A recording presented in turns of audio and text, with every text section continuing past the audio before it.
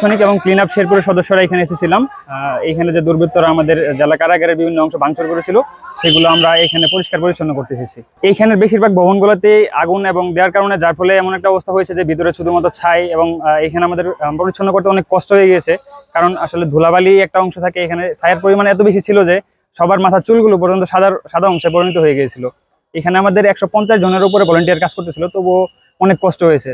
যাই হোক, সবশেষে আমরা সার্থক হয়েছি এবং পরিষ্কার করতে সম্পন্ন হয়েছি। আমরা ক্লিন আপ শেরপুর এবং রক্ত সৈনিকের সদস্য আজ আমরা শেরপুর শহরের জেল কারাগার পরিষ্কার করতে এসেছিলাম। বিক্ষুব্ধ জনতারা এবং ভবন ভাঙচুর করেছে এবং আগুন জ্বালিয়ে দিয়েছে। বিভিন্ন বইপত্র কাগজপত্র যত ছিল সব পুড়ে গিয়েছে।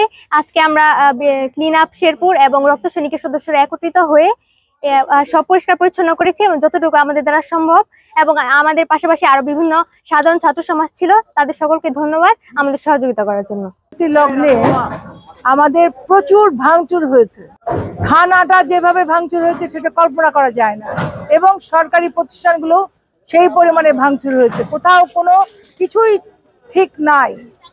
কাজেই আমাদের রক্ত সৈনিকের ছেলেরা, ক্লিন আপের ছেলেরা, পিডিপির ছেলেরা, এরা সবাই মিলে অনুমোদন সাপেক্ষে ওরা পরিষ্কার পরিচ্ছন্ন হাত লাগিয়েছে। প্রথমে পানি উন্নয়ন পরিদপ্তরে ওরা বিল্ডিংটা পরিষ্কার করলো, গতকাল করেছে ইউএনও অফিস, আজকে জেলখানা।